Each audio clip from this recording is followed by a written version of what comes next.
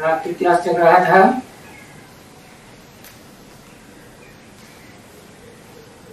दस 11/1968 दूसरी पेज की मध्याह्न में बात चल रही थी। अपन को कुमार कुमारियां समझने से, भाई बहन समझने से भी किरंगलाई हो जाती है। तो अपन को भाई भाई समझो तो किरंगलाई ठंडी हो जाएगी। तो जो वो शरीर का भान आता है ना, स्त्री पुरुष का, उसमें नहीं जाएंगे। फिर एक बाप से ही हो। तो मुझे ना नहीं होता है कि अगर वो फटकते रहते हैं, चमकते रहते हैं, तो मनुष्य तो जरूर बिगड़ते हैं, चमकते हैं, धमकते हैं। देखो कितने चमकते हैं। तुमने ही बताया कि कितने चमकते हैं। पैसा निकाल करके वो लातें मारते हैं ग्लानि की, ये करते हैं, वो करते हैं। अब यहाँ तो ऐसी कोई बात ही नहीं है। पैसे वैसे की, रिश्वत आदि देने की कोई भी बात नहीं। फिर भी तो कहेंगे मनुष्य है ना, चंचल वाला मनुष्य होता है ना। तो मनुष्य, और सो भी कौन से युग का मनुष्य? तमो प्रधान युग, कल युग का मनुष्य। उसमें भी कलयुगांत का मनुष्य। तो भी अति तमो प्रधान मनुष्य। तो ऐसे भी नहीं है कि कोई रजो है, नहीं कोई रजो है, कोई तमो प्रधान। और तमो भी नहीं बच्चे, नहीं। इस समय में तो सब तमो प्रधान है। एक होता है सत्व, एक होता है सत्व सामान्य, एक होता है सत्व प्रधान, एक होता है त्रिगुणातीत। तो देखो आज के मनुष्य कलयुगांत में कोई अपन को तमो प्रधान समझते थोड़े ही है। वो जानते ही नहीं है ये सृष्टि सत्व प्रधान से, रजो प्रधान से गुजरती हुई तमो प्रधान में पहुंच जाती है। दुनिया की हर चीज ऐसे ही गुजरती है। तो कोई नहीं समझते इस बात को। नहीं तो उनको बोलो कि सारी सृष्टि ही तमो प्रधान बन गई है और सत्व प्रधान। अब ये तो संगम युग है। सत्व प्रधान और तामस प्रधान दोनों का संगम है। तो देखो संगम युग के चित्र के ऊपर ले जाना पड़े। सारे चित्र चरित्र की यादगार है ना। तो चित्र होने न होने के कारण कोई कोई मुझते कि बताओ कहां से तमो प्रधान है। देखो कलयुग तमो प्रधान, फिर आता है सत्व प्रधान सतयुग। तो जहां से सत्य की शुरुआत होती है उसे ही कहेंगे ना। तामस का अंत, सत्य का शुरुआत। तो इसलिए ये झाड़ है समझाने के लिए। तो झाड़ में तो चोटी एकदम जड़ीभूत अवस्था में दिखाते हैं, ऊपर है। चोटी में कोई संकल्पों विकल्पों का खून रहता है क्या? है कोई खून नहीं, कोई दम नहीं। तो फिर वो जो नंबरवार हैं, तो नंबरवार ही आना है ये माला में। माला माने संगठन रूपी माला। उस संगठन में कोई एक सबसे ऊपर है, कोई मध्यम, कोई नीचे, कोई दाएं, कोई बाएं। तो पहले तो ये रुद्रमाला है,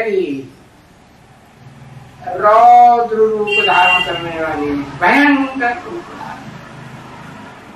और कोई एक दो चार के लिए नहीं, सारी दुनिया के लिए भयंकर। भयंकर रूप धारण करने वाली आत्माओं का संगठित रूप है माला। यादगार है, ऊपर से है, ऊपर एकदम सात्विक चक्कर लगा करके एकदम आकर के तमोप्रधान बनते। तो फिर उनको तमोप्रधान से सतोप्रधान बनाना है। कैसे बनाएंगे? तो वह जप करते हैं। सिखों में कहते हैं ना, जप साहब को। तो जो साहब है ना, उससे योग लगाओ। उसका मनसा में स्मृति से जाप करो। योग बल कहा जाएगा। उस योग बल से सात्विक बनेंगे, क्योंकि गॉड इज अ ट्रुथ कहा जाता है ना। सत्यम शिवम सुंदरम कहा जाता है, वही सत्य है और सदा सत्य है। उससे योग लगाते हैं तो जिसका संग करेंगे वैसा रंग लगेगा, वैसे ही बनेंगे। तो ये बात कोई बच्चों को ये बुद्धि में बैठा हुआ है। ऐसे नहीं कि 500-700 करोड़ आत्माओं को सबको एकदम बुद्धि में बैठ जाता है। कोई को बैठा हुआ है। तो जिनकी बुद्धि में बैठा हुआ है वो कहां भी जाएंगे, किसके पास भी जाएंगे। एकदम तमो प्रधान हो या सत्व प्रधान हो या सत्व सामान्य, रजो प्रधान, चाहे कोई सन्यासी हो, अरे चाहे कोई कितना भी बड़ा सन्यासी। अब देखो कितने लाखों की तादाद में है, फिर भी तो है मनुष्य ना। और सब अंधश्रद्धा युक्त भक्ति करते हैं।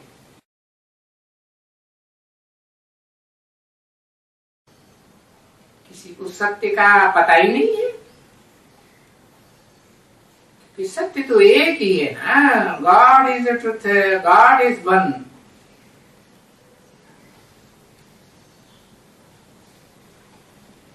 तो सिवाय मनुष्य और सिवाय मनुष्यों की भक्ति के और उनके या हठियों,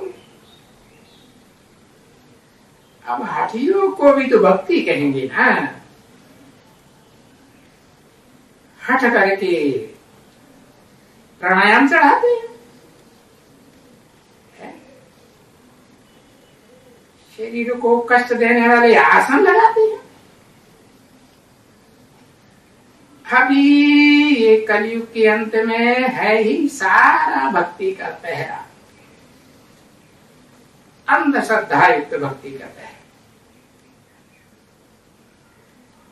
और ये आधा कल्प पहरा षष्ठी में रहता है, भक्ति कल्प कहा जाता है। भक्ति कल्प का पहरा है। भक्ति को अज्ञान ही कहेंगे ना, और उसके मुकाबले फिर वो है एकदम ज्ञान का पहरा। कौन सा? जो ज्ञान एक से आता है। और अज्ञान अनेक धर्म गुरुओं से आता है, जिनकी यादगार रावण का चित्र बनाया हुआ है, अनेक मुख वाला, अनेक मतों वाला।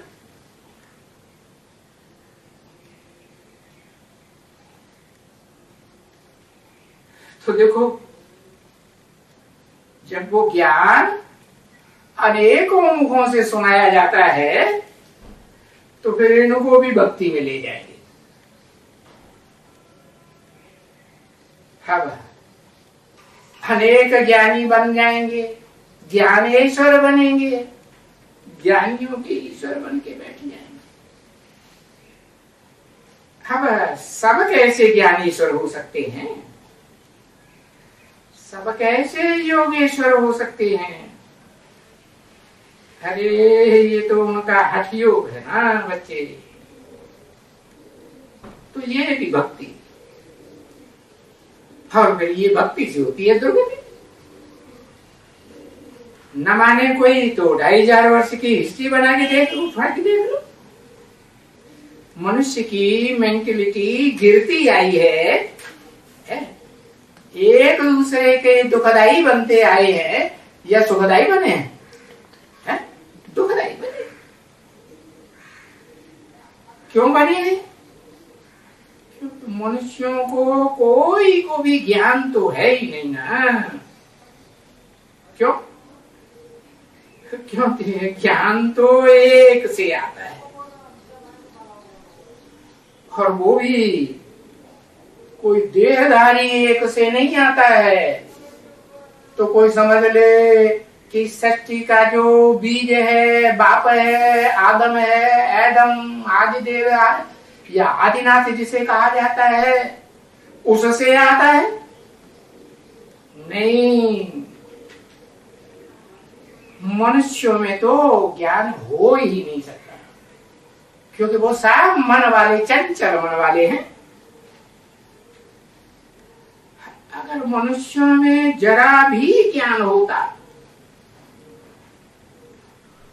तो भला, अभी तो कलयुग है तो कलह क्लेश वाला कलयुग ना। कलह क्लेश तो बढ़ता ही जाता है, घर घर में 2500 साल से घट रहा है, बढ़ता जाता है। तो कलयुग है तो सभी तमोप्रधान होंगे ना। और फिर भी तुम बच्चे जानते हो, तुम बच्चों में भी जो नंबरवार ब्राह्मण हैं, कोई पक्के कोई कच्चे, तो जो पक्के ब्राह्मण हैं वो ही रूहानी बच्चे हैं, रूहानी स्टेज में रहते हैं। अपन को भी रूह समझते हैं और दूसरों को भी रूह के रूप में देखते हैं। उनको पता है कि रूह इस शरीर रूप में कहाँ रहती है? उत्तमांग, जो अंगों में उत्तम अंग है उसमें भ्रुकुटी के मध्य में रहती है। उसका नाम ही है भरी पूरी कृति। तो फिर जो नंबरवार ब्राह्मण है तो गुस्सा ब्राह्मण षष्ठी रूपी रंगमंच पर पाठ बजाते बजाते, सुख भोगते भोगते है, ब्राह्मण से देवता, देवता से क्षत्रिय, क्षत्रिय से वैश्य, वैश्य से शूद्र। तो सारे ही रूहानी बच्चे शूद्र भले बनते हैं, परंतु नंबरवार है ना। है? अब रूहानी बच्चे जब नंबरवार हैं तो कोई अव्वल नंबर भी होगा, है? जिसे कहा जाता है अल्लाह अव्वल दीन। क्या कहते हैं? अल्लाह माने ऊंचे थे ऊंचा, ऊंचे थे ऊंचा कहेंगे तो कोई से टैली किया ना, है? ऐसे तो नहीं कि वो कोई सुप्रीम सोल है, उसको तो किसी से टैली किया ही नहीं जा सकता। तो वो तो तुरिया है। बाकी जो रूहों के बीच में सर्वोत्तम रूह है, पार्ट बजाने वाली, सच रूपी रंगमंच पर ऑलराउंड पार्ट बजाने वाली। तो वो तो शूद्र नहीं हो सकता है। अंतिम जन्म में भी शूद्र हो सकता है, अंतिम जन्म में भी शूद्र नहीं हो सकता। जो ब्राह्मण, तो तुम जानते हो, एक दो ब्राह्मणों को जानते हो ना। किसकी औलाद? ब्रह्मा की औलाद है ना। ब्राह्मणों में सबसे ऊंचा कौन? ब्रह्मा ना। भले 4 मुखों वाला ब्रह्मा, असंगठित ब्रह्मा, 5 मुखों वाला असंगठित ब्रह्मा। तो उन ब्राह्मणों में भी नंबरवार होंगे कि नहीं? ब्रह्मा नामधारियों में है कोई अव्वल नंबर का ब्रह्मा? ब्रह्मा किसे कहा जाता है? जिसमें सुप्रीम सोल बाप है, सदा निराकारी, निर्विकारी, निरहंकारी, अकर्ता, भोक्ता, गर्भा प्रवेश करता है ना। तो वो पहला नंबर हुआ, पहला नंबर ब्रह्मा। उसको कहेंगे ब्रह्मा नामधारियों में परम ब्रह्म, दी बेस्ट कहेंगे ना, है? परम ब्रह्म। और फिर तो नंबरवार, तो कोई उसका साथी भी होगा ना, जो आज से अंत तक प्योरिटी का सहयोग देने में साथी बनता हो। कौन?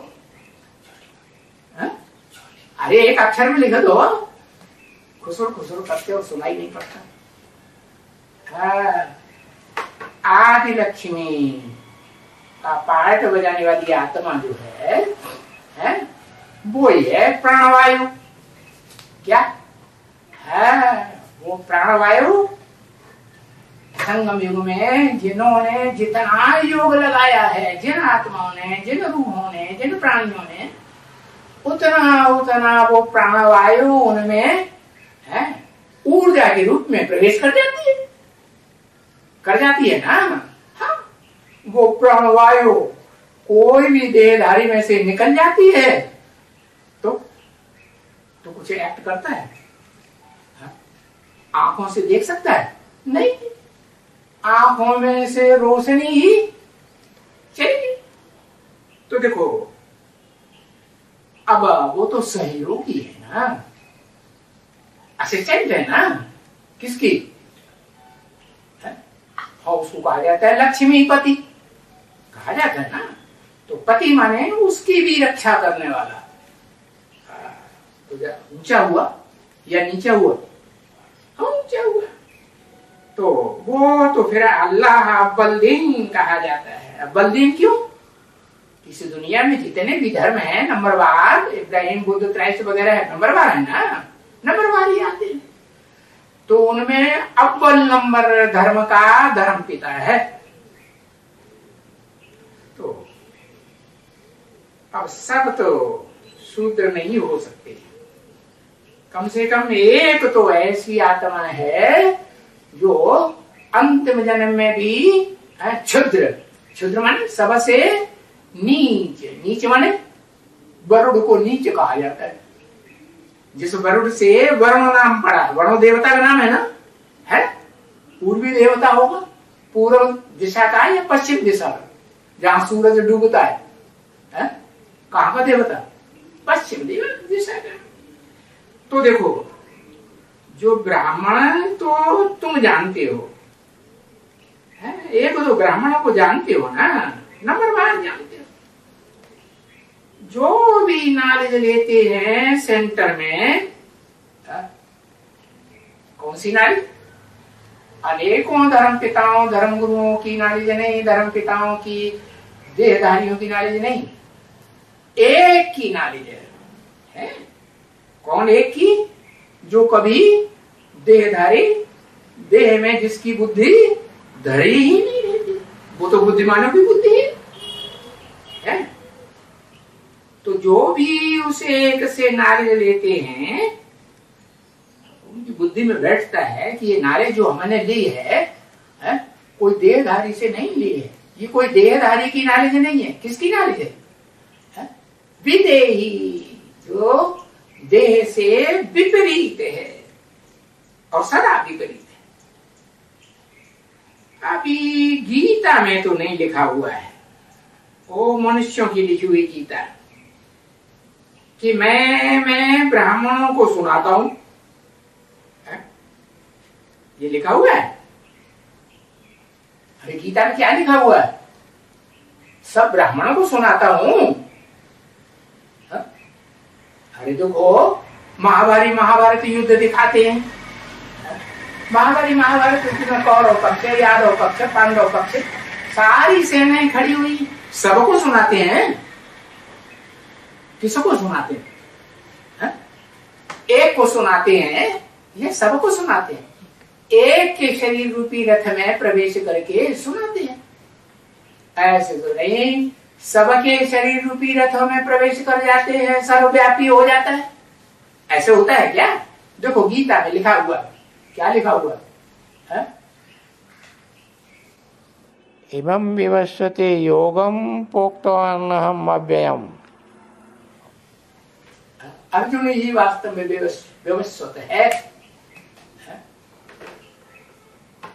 इसको पहले सुनाया, व्यवस्थित माने सूर्य।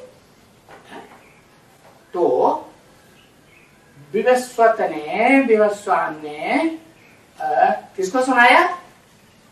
मनुओं को सुनाया। क्या? अव्वल नंबर मनु कौन? मनुआ, जिसका मन बहुत चंचल, बहुत तीखा है। क्या? कितना तीखा है कि वो अर्जुन के शरीर रूपी रथ में जितनी इंद्रियां हैं, उन सबको कंट्रोल करके एकदम ऊपर ध्वजा में दिखाते हैं ना। किसको? चंचल मन को किस रूप में? किस रूप में दिखाते हैं? चंचल कौन सा जानवर? हनुमान। हनुमान के रूप में दिखाते हैं ना। तो देखो, जब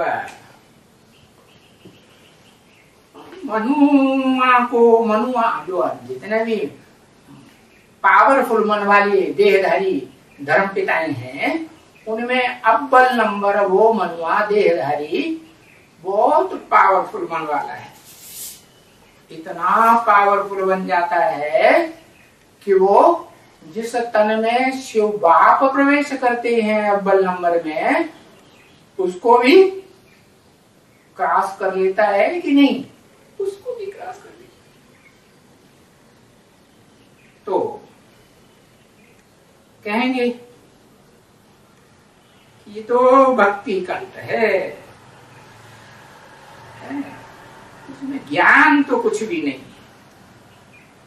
क्योंकि ज्ञान तो बुद्धिमानों की बुद्धि एक से आता है ना। और वो बुद्धिमानों की बुद्धि निराकार शिव सुप्रीम सोल तो मनुष्य सृष्टि के बीज में प्रवेश, बाप में प्रवेश करता है।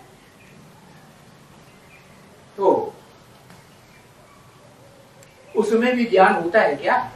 मनुष्य सृष्टि के बाप में नहीं होता है, परंतु शिव सुप्रीम सोल बाप के संग के रंग से, वो संग के रंग से समान बनेगा या नहीं बनेगा? समान बन जाता है।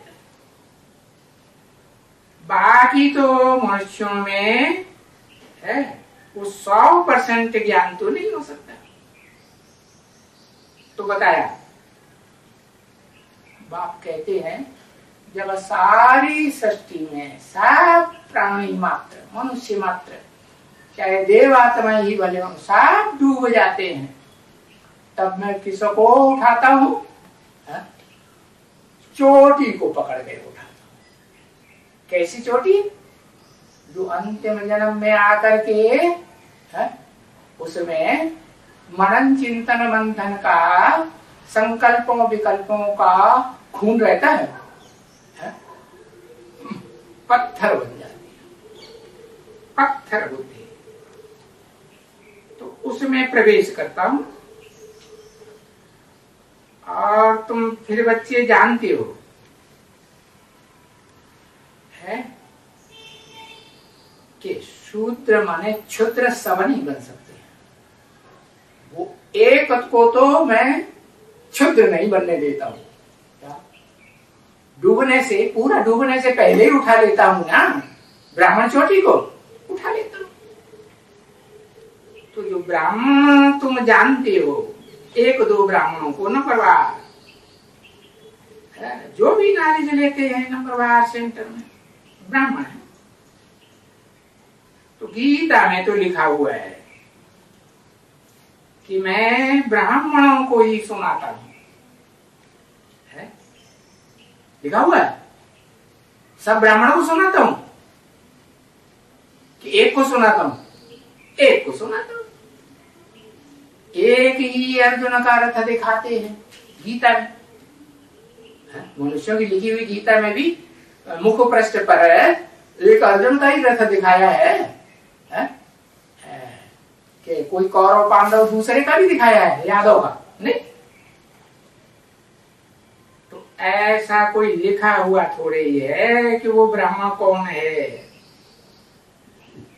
उसकी तो बात ही नहीं है कुछ भी। ये जरूर है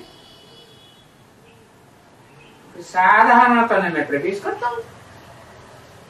ऐसे नहीं कि गोरे चिट्टे लंबे चौड़े कोई दमदार प्राणी में, बड़े पहलवान में प्रवेश करता हूं, नहीं। अति साधारण तन, और उस पर मैं उस अति साधारण तन में उस पर फिर मैं ब्रह्मा के तन में प्रवेश करता हूं। कारण या कारण है, वो शरीर छूट जाता है, अव्वल नंबर है परम ब्रह्म का शरीर, तो किसमें प्रवेश करता हूं? ब्रह्मा में प्रवेश करता हूं। अरे प्रवेश नहीं करूंगा तो फिर सुनाऊंगा कैसे? तो किसको न किसको सुनाएंगे ना, सुनाते। सारी सृष्टि की मनुष्यात्माएं नंबरवार ब्राह्मण बनती हैं।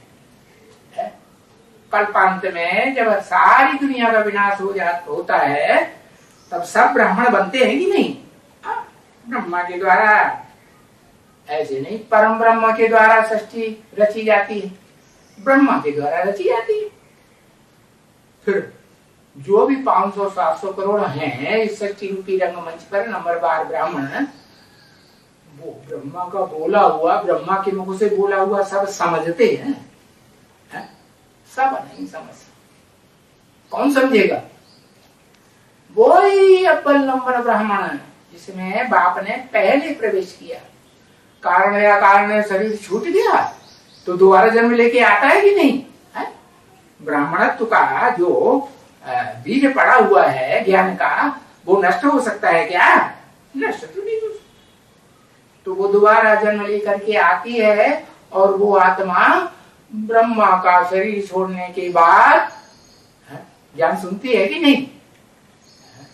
कोई मनुष्य से, पुरुष से सुनती है, जो दुर्योधन दुशासन कहा जाता है उससे सुनती है, या कोई कन्या माता से सुनती है? हाँ, उसी ही कन्या माता से सुनती है। कौन से? जो यज्ञ के आदि में ओम मंडली में पहली उसकी सहयोगिनी थी अंतिम जन्म में, उसके द्वारा सुनता है। तो जो सृष्टि का पहला मनुष्य है, बीज है सारी मनुष्य सृष्टि का, वो कन्या के तन से सुनता है, तो रिजल्ट क्या आता है? अच्छा या बुरा? अच्छा ही रिजल्ट आएगा ना।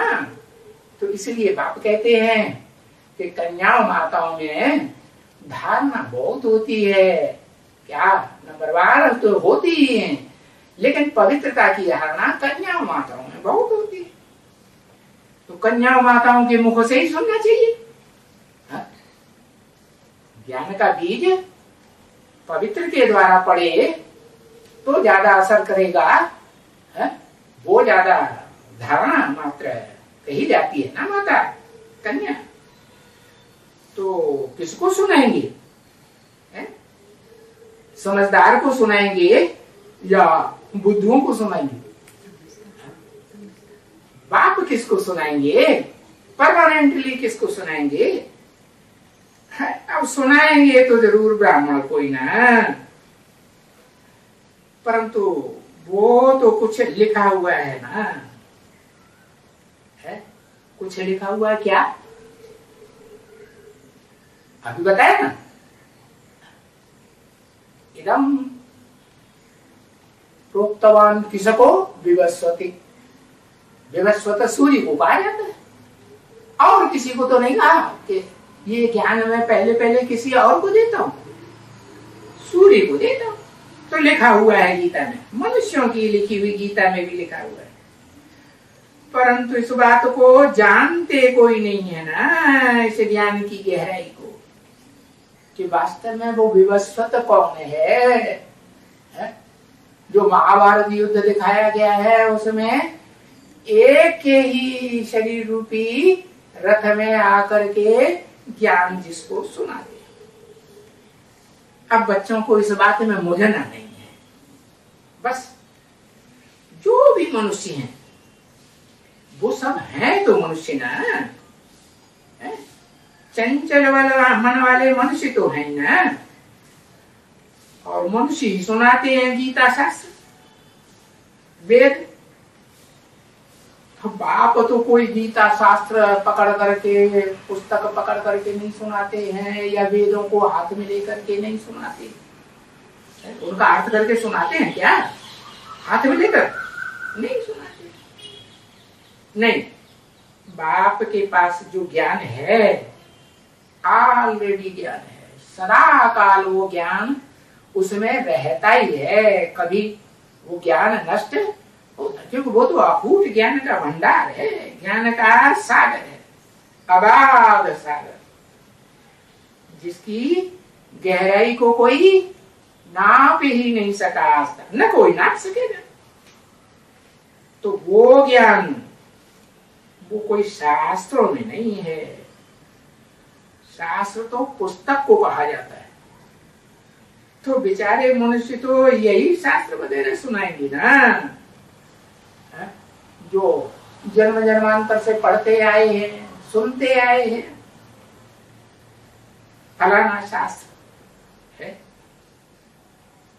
कुछ न कुछ अपनी मत से सुनाएंगे। शास्त्रों में जो सुना है, जो पढ़ा है, उसमें कुछ न कुछ ऐड करके, जैसी उनकी बुद्धि है, अपनी मत है, कैसी है, मूत पलित विकारी बुद्धि है या निर्विकारी है? मूत पलिती बन गई है जन्म जन्मांतर से, आधा कल्प से मूत पलिती को ही याद करते आए हैं। स्त्री जन्म लिया तो भी मूत पलिती को याद किया, पुरुष जन्म लिया तो भी मूत पलिती को याद किया। तो बुद्धि ऐसी भ्रष्ट बन जाती है। तो वो ही शास्त्र सुनाते हैं मनुष्यों के लिखे हुए।